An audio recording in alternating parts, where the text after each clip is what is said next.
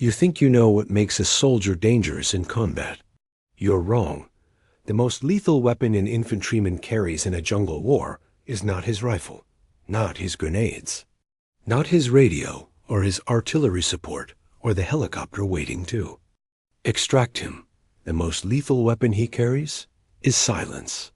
The ability to move without being heard, to exist in terrain without announcing his presence to every enemy within 500 meters. That weapon, more than any other, determined who lived and who died in the jungles of Vietnam. The Australian SAS had it. The American infantry did not. And the Australians said so in 4 words that cut through military diplomacy like a blade. Through green bamboo, you walk like elephants. How could the world's most powerful military-trained soldiers, who couldn't move quietly through a jungle? What specific qualities did Australian soldiers possess that American training had never developed? And why, when the Americans finally understood what the insult meant, did some of the most experienced officers in Vietnam fall silent with the weight of what they recognized? Stay until the end, because the answer doesn't just reveal something about Vietnam. It reveals something about what civilization does to human beings and what wilderness demands of them, and the terrible price paid when a nation forgets the difference. Phuoc Thu Province, South Vietnam. February 1967. The hour before dawn is the darkest hour, the time when the jungle is neither fully night nor approaching day, when the darkness sits heaviest on the ground and sounds carry farthest through the warm, wet air. In a shallow depression 20 kilometers northeast of the Australian base at Nui Dat, an Australian SAS patrol of 4 men lies completely still. They have been there for 6 hours. They have not spoken. They have not eaten. One man breathes, so slowly and so quietly that another lying 2 meters from him cannot hear it. They are listening. The jungle at this hour is a symphony of information. Tree frogs maintain their constant rhythm. A nightjar calls twice and falls silent. Somewhere 100 meters north, a stream moves over smooth stones with a sound like whispered conversation. These are natural sounds, sounds that belong. The patrol listens past them, through them, searching the acoustic landscape for the sounds that do not belong. And then they hear it far away at first, almost imagined. Then clearer, unmistakable. The sound of men moving through the jungle without care, without discipline, without awareness of how loudly they are announcing themselves to everything within earshot.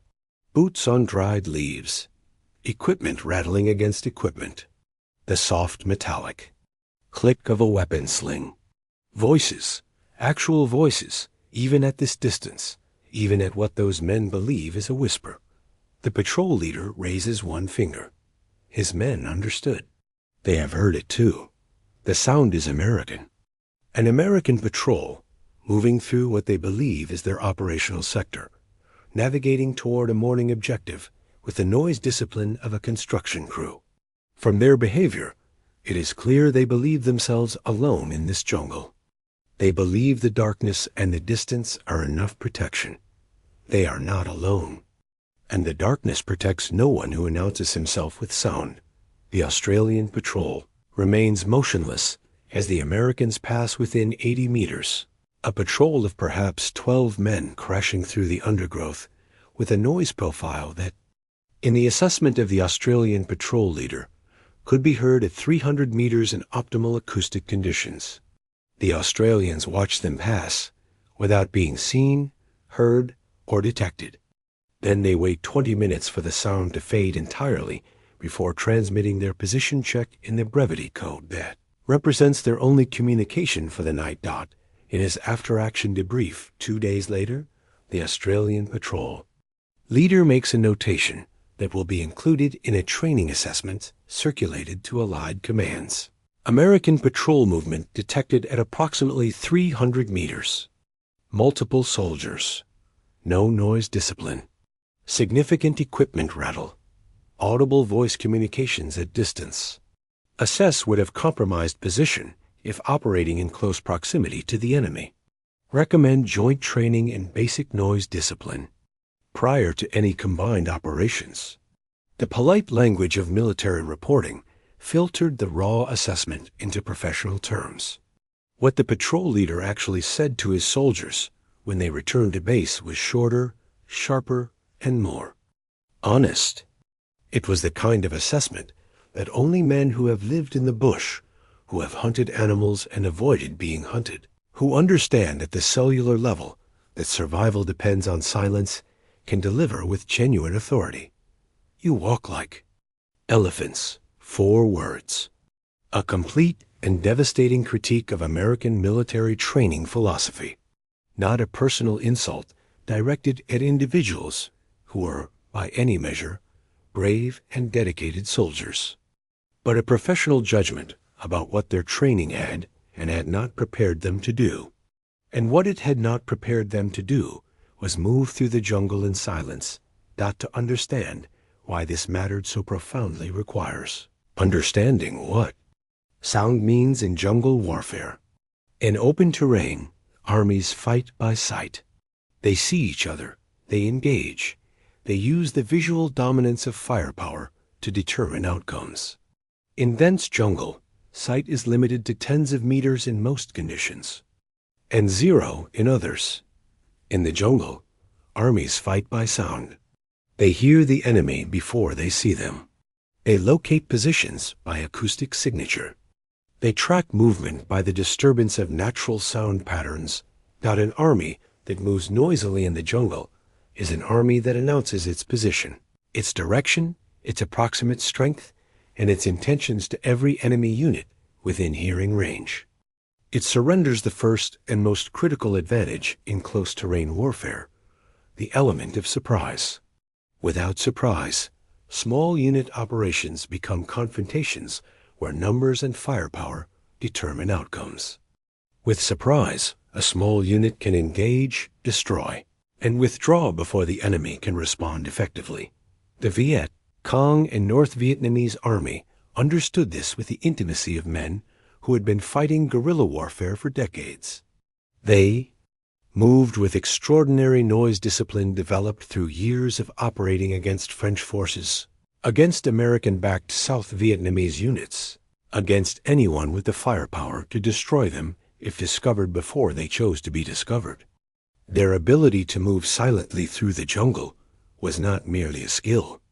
It was a survival requirement that had been encoded into their operational culture through the deaths of those who couldn't do it. American forces operated by different logic. They moved with the confidence of technological superiority. When contacted by enemy forces, they could call in artillery, air support, helicopter gun runs. They could have reinforcements on the ground within minutes. Their philosophy was that it didn't matter if the enemy heard them coming, because when contact occurred, American firepower would determine the outcome. Stealth was a niche skill for special operations. For conventional infantry, speed and firepower were what mattered. This philosophy worked in certain contexts and failed catastrophically in others. It worked when the enemy chose to engage, when contact occurred on terrain where American firepower could be employed effectively, when the numbers and logistics of industrial warfare could be brought to bear. It failed when the enemy chose not to engage, when American patrols moved noisily toward objectives and arrived to find nothing but empty jungle because the enemy had heard them coming and melted away. It failed when the noise of American movement led the enemy directly to positions that should have been secure. It failed over and over in the ways that made Vietnam a grinding attrition rather than a decisive campaign. The Australian SAS operated in a different tradition. Their cultural roots ran deep into the Australian bush, into a national mythology of men who hunted in open country, who tracked animals across vast terrain, who understood that nature revealed its secrets only to those who moved quietly enough to listen. This was not mere romanticism. It was genuine cultural inheritance. The Australian military, drew disproportionately from rural backgrounds, from men who had grown up in the outback and the bush, who had spent weekends and holidays learning to move through terrain without disturbing it.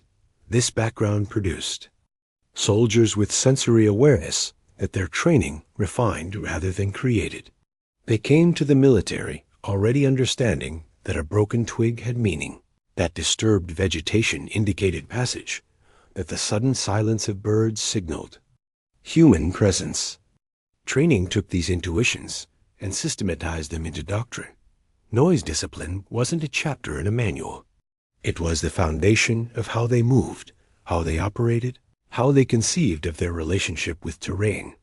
The SAS selection course, one of the most demanding in the world, specifically tested candidates' ability to move silently through bush. Not just at night, not just slowly, but consistently, sustainably, over distances and durations that required the silence to become automatic rather than conscious. Candidates who failed noise discipline tests failed selection. There was no remediation. If you couldn't learn to be quiet in training, you would never be quiet under the stress of combat operations, and you would eventually get yourself and your patrol killed. This absolute standard produced men who had internalized silence as a physical behavior. They didn't think about being quiet. They were quiet the way an expert typist doesn't think about each keystroke. The behavior had been rehearsed until it existed below conscious awareness, operating automatically, even when consciousness was occupied with tactical decisions, threat assessment, and 1,000 other demands of active patrol. American training produced different automatic behaviors. American infantry were drilled in fire and movement, in calling for support, in maintaining formation and communication. These were important skills. They were taught with the same intensity and repetition that Australian training applied to. Noise discipline, they became automatic in the same way. But noise discipline was not the priority, not the foundation, not the thing that determined whether you passed or failed. It was an element of training, addressed in certain contexts, and then overridden by the demands of moving faster, communicating more, carrying more equipment. The equipment itself was part of the problem. American soldiers in Vietnam carried extraordinary loads. A standard infantryman might carry 40 to 60 pounds, sometimes more. This weight included weapons, ammunition, communications equipment, rations for multiple days, personal protective equipment, medical supplies, engineering materials. The American military's logistical philosophy was that soldiers should carry what they needed to operate independently and communicate effectively. The result was soldiers carrying loads that made quiet movement difficult, regardless of training. Equipment also generated noise through its design. Plastic buckles clicked, metal clasps rattled, synthetic fabrics swished with movement. Radios emitted low-level static, even when silent. Canteens sloshed with water. None of these individual. Sounds was loud. Collectively, they created an acoustic signature that carried through the jungle with disturbing clarity. Australian SAS patrols were deliberately stripped of everything that generated noise. Equipment was selected partly on acoustic criteria, whether it could be silenced. Items that couldn't be silenced or modified or replaced. Everything was taped, tied, packed to prevent movement.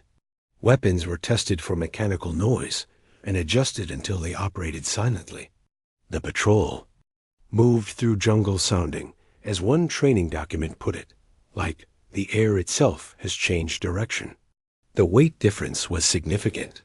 Australian SAS patrols typically carried 20 to 25 pounds on operations, less than half the load of American infantrymen. This wasn't because they were undertaking shorter or less dangerous missions. It was because they had made explicit decisions about what was necessary. Every pound of equipment added was evaluated against what it cost in terms of noise, movement speed, and endurance. If it didn't justify that cost, it was left behind. The American approach to this calculation was different. The cost of being caught without a piece of equipment was weighted heavily. If there was any possibility you might need it, you carried it.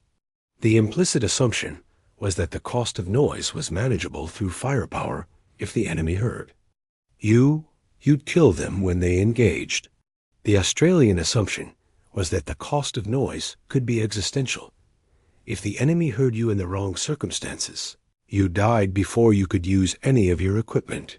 These different assumptions led directly to the elephant comparison. An elephant in the jungle is impossible to ignore acoustically.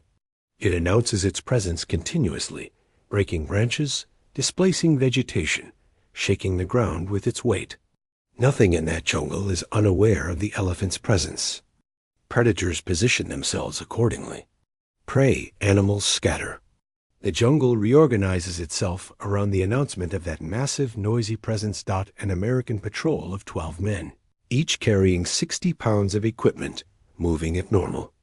Patrol speed through dense undergrowth produced a noise signature that an experienced jungle fighter could track at significant distance.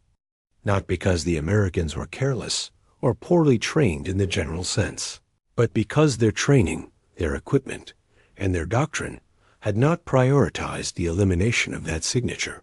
They were operating within their training parameters.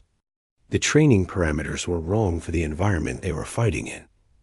The Viet Cong and North Vietnamese Army had known this for years. They had developed tactical responses that exploited American noise profiles consistently. When American patrols moved, enemy scouts could track their progress, predict their routes, position ambush elements ahead of them, and set up killing grounds in terrain that neutralized American firepower advantages. The ambush didn't require the enemy to be superior in firepower. It required them to know where the Americans were going before the Americans arrived, to be in position and prepared before the first American boot stepped into the kill zone. Enemy. After-action reports captured during various operations throughout 1966 and 1967 described the American movement in terms that were clinical and damning. One document, translated and distributed through Australian intelligence channels, noted, American patrols are easily detected at long range. Unit movement generates significant noise from equipment and footfall. Communication security is poor. These patterns allow advance warning sufficient to establish or reinforce ambush positions. When this document reached Joint Headquarters and was shared with American liaison officers, the reaction was defensive. Some officers acknowledged the accuracy of the assessment while arguing that American doctrine compensated through firepower and air support. Others questioned the document's authenticity. The institutional reluctance to accept that enemy commanders were successfully exploiting systematic American weaknesses was substantial and understandable, if ultimately counterproductive. The Australians, reading the same document, felt grim. Validation. This was exactly what their patrol assessments had been indicating. American noise discipline failures weren't just operationally inconvenient. The enemy was exploiting them as a matter of deliberate, documented tactical practice.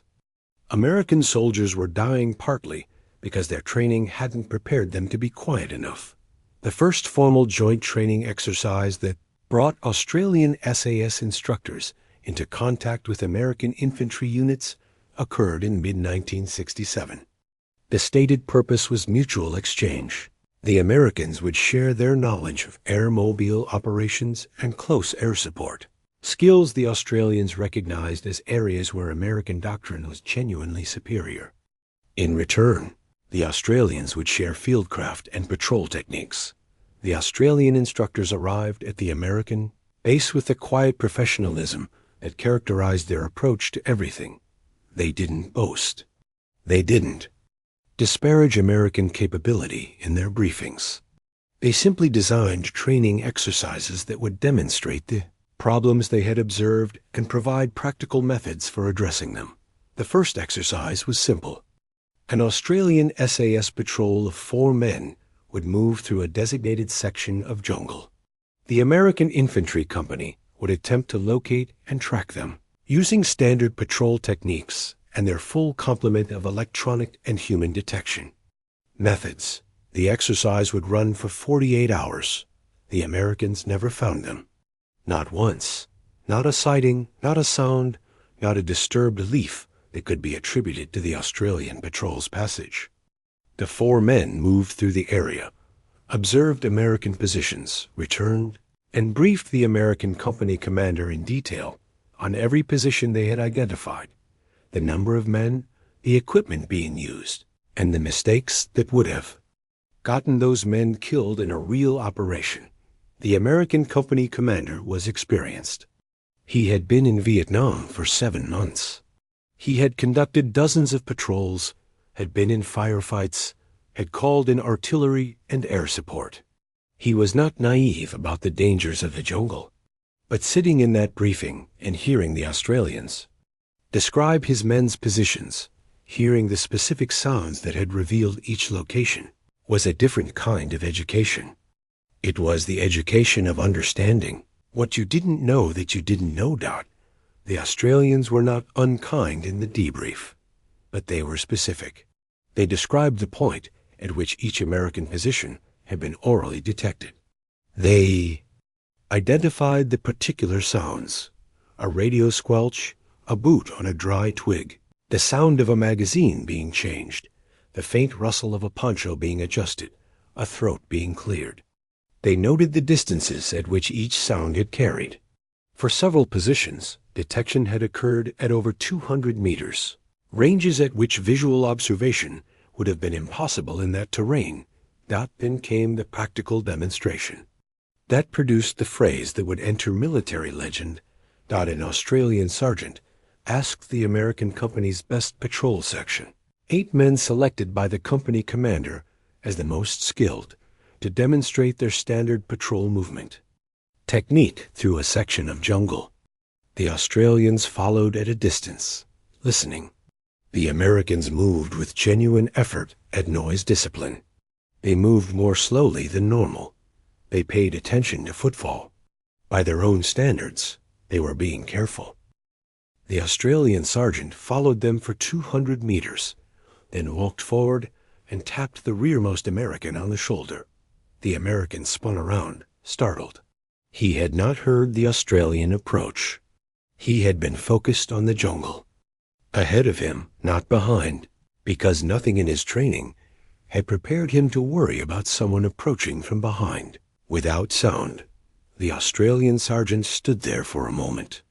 Then he said, in a conversational tone that carried the weight of everything the exercise had demonstrated, "I heard your section from 300 meters away.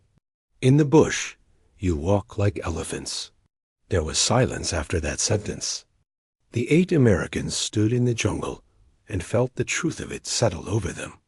Not anger, not defensiveness, just the slow, uncomfortable recognition that something fundamental about how they moved had been exposed as inadequate, and that inadequacy had consequences they hadn't fully understood until that moment.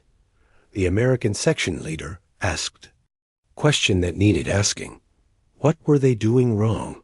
The Australian sergeant spent the next 3 hours demonstrating. Not lecturing, demonstrating. He walked, and he asked the Americans to walk. The difference was audible from 30 meters away. He explained what he was doing differently. Foot placement, the outside edge roll from heel to toe, placing the foot softly before committing weight, testing for debris before the full step. He demonstrated how to move through undergrowth by moving it rather than crashing through it, guiding branches rather than pushing against them. He showed how to manage equipment to eliminate movement and contact noise, taping, packing, holding. He demonstrated breathing, the controlled, slow exhalation that prevented the audible panting that sustained movement in heat naturally produced. He showed how to stop moving without generating the cascade of adjustment sounds that typically accompanied a halt, the body settling, equipment shifting, weapons being repositioned. He demonstrated the freeze, the total cessation of movement that extended even to breathing. That could be maintained for minutes at a time when a sound indicated potential threat. These were not complex techniques. They were not classified methods requiring specialized equipment. They were skills, physical habits trained into the body through repetition until they operated automatically. The Australians had them. The Americans didn't. The difference was not intelligence or courage or commitment. It was a training priority. The American section leader wrote in his after-action notes, later submitted as part of the training effectiveness report, Australian fieldcraft techniques are significantly more developed than our standard in noise discipline and movement control. These are not innate abilities, but trained skills. We do not currently teach these skills to the same standard. This represents a genuine operational disadvantage in close terrain operations. The report went up the chain of command. It was read, noted, and partially acted upon. Some training changes were implemented, incorporating Australian fieldcraft techniques into special operations training programs. For conventional infantry, changes were more limited. The institutional resistance was practical as well as cultural. Changing movement training for an entire army was a massive undertaking that required time, resources, and instructors with the relevant skills, but the phrase had escaped the jungle. It traveled through American military channels, sometimes as criticism, sometimes as dark humor, sometimes as a genuine shorthand for the tactical problem it represented. Veterans who had served alongside Australians used it as a reference point. Training instructors used it as motivation. It became embedded in the professional vocabulary of American soldiers who had spent time in Vietnam. A 4-word summary of a tactical deficit that cost lives. The deficit had specific documentable consequences. Intelligence analysis of ambush. Incidents throughout 1966 and 1967 found consistent patterns in the engagements where American units suffered highest casualties. In the majority of cases, post-engagement analysis indicated that the ambushing force had known the American patrol's route and timing in advance of the ambush, suggesting either intelligence breach or detection by sound or other sensory means. When the intelligence breach possibility was eliminated through route planning analysis, detection emerged as the most probable explanation in a significant portion of cases. These were not isolated incidents. They were systemic. The American noise profile was being exploited at scale by enemy forces who had developed tactical doctrine around it. The ambush was the preferred tactic of Viet Cong and NVA forces, partly because it neutralized American firepower by eliminating the time needed for support to arrive. And the ambush was most effective when the ambushers had advance warning of the target's approach. Advance warning came from sound. The sound of American movement through the jungle was, in this analysis, a contributing factor to American casualties. Not the only factor, not the primary factor, but a genuine and documentable one. Every patrol that moved noisily was providing the enemy with information.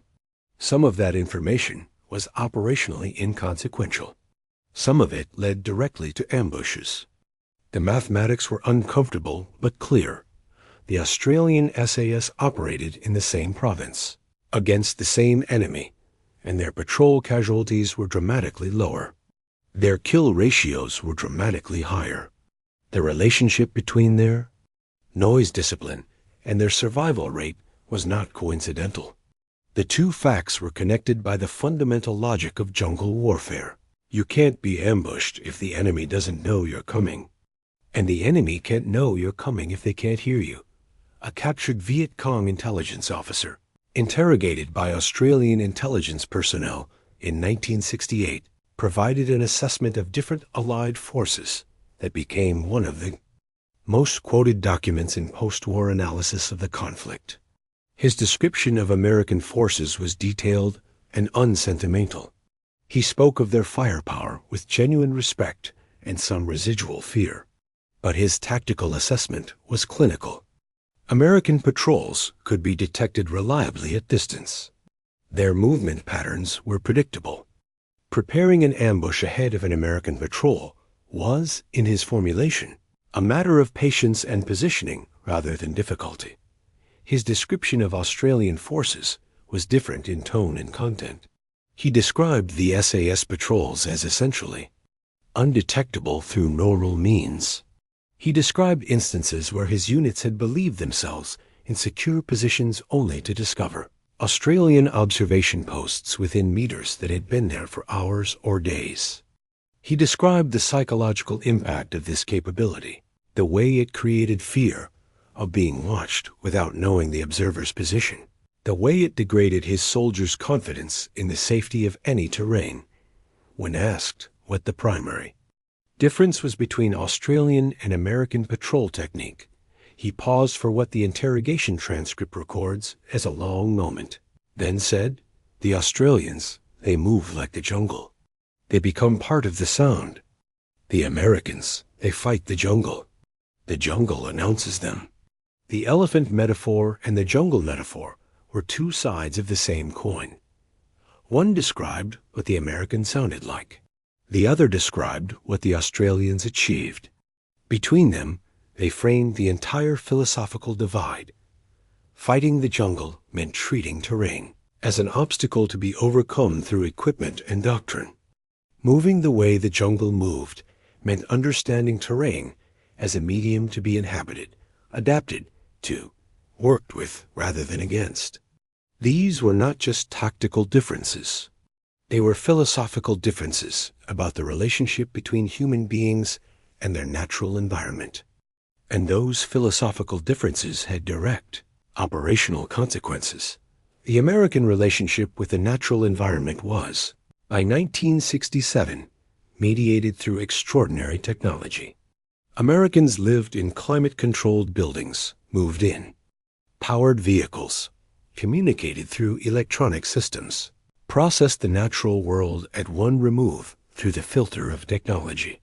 The jungle was hostile, alien, something to be endured and overcome. American soldiers carried their civilization with them into the jungle.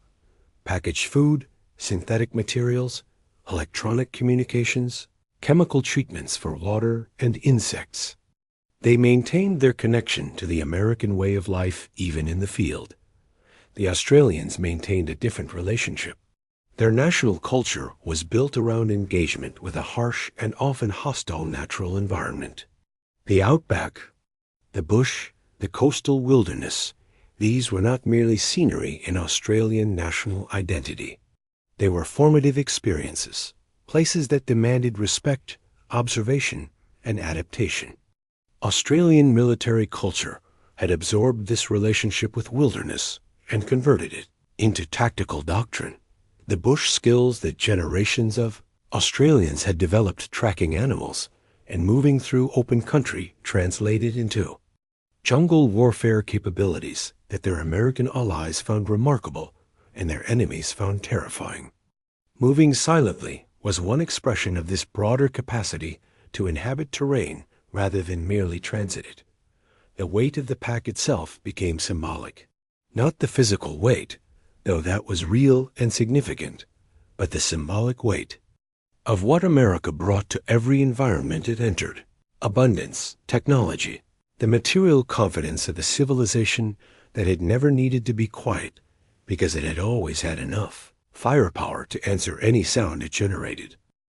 American soldiers carried sea rations in metal cans that were nutritionally sophisticated and calorically abundant.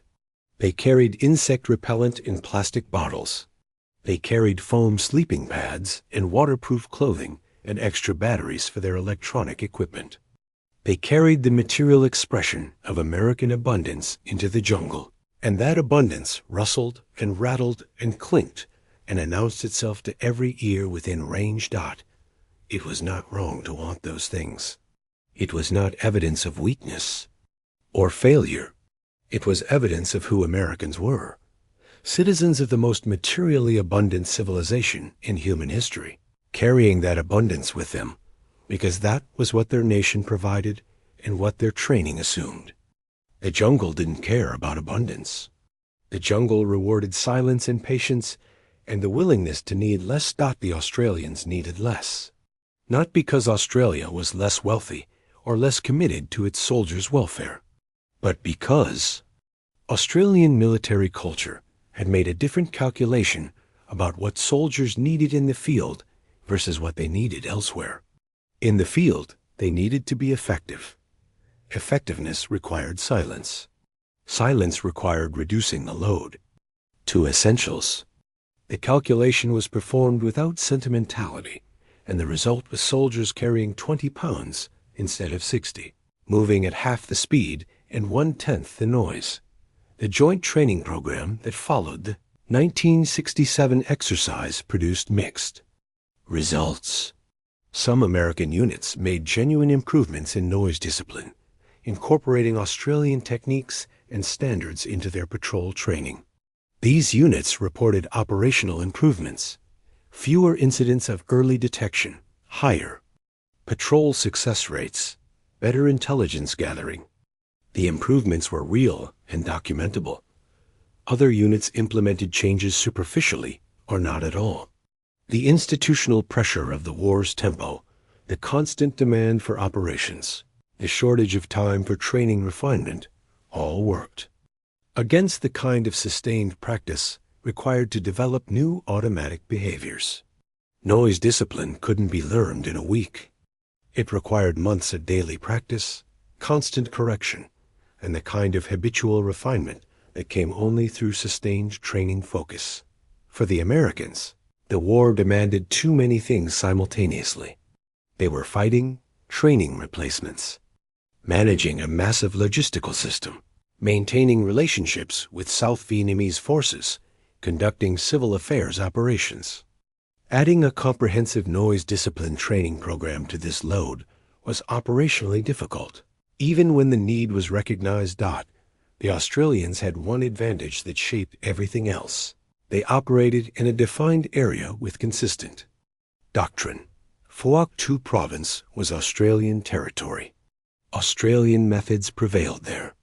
New arrivals were integrated into units with established techniques, mentored by veterans who embodied the standards, corrected and retrained until the behaviors were automatic. The organization itself transmitted its culture to new members. Through immersive experience, American units rotated in and out of Vietnam on annual cycles, constantly cycling their personnel, constantly integrating new men who had not yet learned the specific lessons of the specific terrain, constantly rebuilding the institutional knowledge that combat had refined. The rotation system was politically and personally necessary, but it created organizational amnesia that prevented the sustained cultural development the Australians achieved through longer commitments and more stable unit structures. An American battalion commander who served alongside Australian forces in 1969 wrote in his memoir, published a decade after the war, "The Australians were better at certain things than we were, and the main reason was culture. Not natural talent, not better equipment, but a military culture that had made specific choices about what mattered most in the environment they were fighting in. We hadn't made those choices. We had made different choices, not all wrong, but some of them wrong in ways that were costly." The elephant comment was not an insult. It was a diagnosis, and we spent too much time being offended by it instead of treating the condition it described. The diagnosis and the failure to adequately treat it ran through the American experience.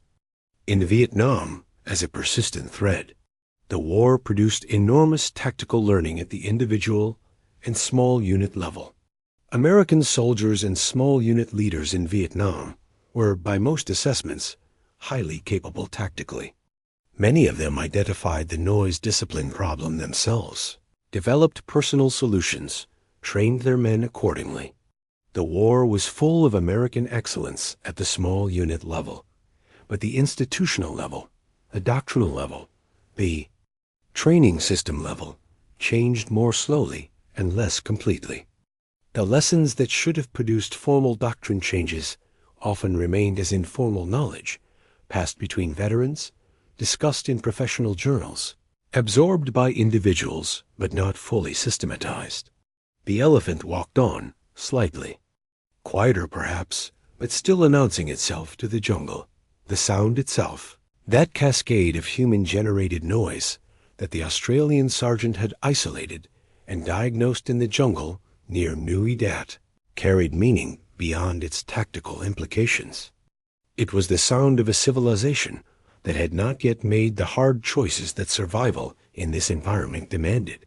It was the sound of abundance colliding with scarcity, of technology confronting ecology, of a way of life that worked everywhere, else suddenly failing in a context where its fundamental assumptions were wrong. Silence was not natural to American military culture. American military culture was built around the sound of power, the thunder of artillery, the roar of aircraft engines, the hammering of helicopter rotors, the sustained fire of M60 machine guns. These were the sounds of American dominance, the sonic signature of a superpower projecting force. Against an enemy with comparable technology, these sounds were declarations of capability. Against a guerrilla force that survived by hiding, they were invitations to ambush. The silence that the Australian SAS achieved was not the absence of power. It was a different form of power, older and in certain contexts more effective. It was the power of the predator, who can be everywhere and nowhere, who can observe without being observed, who can choose the moment of engagement rather than having it chosen by the enemy. It was the power that produced kill ratios of 50-1, that broke enemy units through attrition and psychological pressure, that made experienced Viet Cong commanders issue directives against direct engagement, the Americans who absorbed. The lesson those who heard, "You walk like elephants," and understood it not as an insult, but as instruction, became better soldiers. Some of them became exceptional soldiers. They carried the knowledge home, applied it to training programs, embedded it in the institutional memory of units that would fight future wars in different jungles and different mountains with the same fundamental terrain dynamic, that the side that knows where the other is without. Being known holds the decisive advantage. The boots on the jungle floor became the enduring symbol of all of this. The sound of boots on dead leaves, on exposed roots, on the gravel of creek beds, announcing passage to every ear in range. The particular sound of American boots, heavy and rigid and designed for durability rather than silence, moving through terrain that demanded the opposite. The sound that the Australian sergeant heard from 300 meters, a way catalogued with the precision of a man whose life depended on understanding what sounds meant and what silences meant. Every boot that struck the ground was a small transmission, a signal sent into the acoustic environment saying, "Here, here, this is where I am, this is the direction I'm moving. This is approximately how many of us there are and how quickly we're traveling." In the right hands, in the ears of a trained enemy who had fought for years in this terrain, that transmission was intelligence. It was tactical information that could be converted into ambush positions and killing grounds in body counts that would appear in American casualty reports without the true cause ever being clearly identified. In the years after Vietnam, as the SAS. American military rebuilt itself and examined what had gone wrong and what had been done right. The noise discipline problem appeared in training evaluations, in doctrine revisions, in the founding philosophy of the reformed special operations. Community. The Rangers, the Delta Force, the reconstituted Green Berets, all placed significantly greater emphasis on fieldcraft and silent movement than their Vietnam-era predecessors had. The lesson had been learned, imperfectly and with delay, but learned. Australian SAS continued to refine their doctrine through subsequent deployments. The Gulf War, Somalia, East Timor, Afghanistan, Iraq, all provided environments where the skills they had perfected in Vietnam were adapted and applied.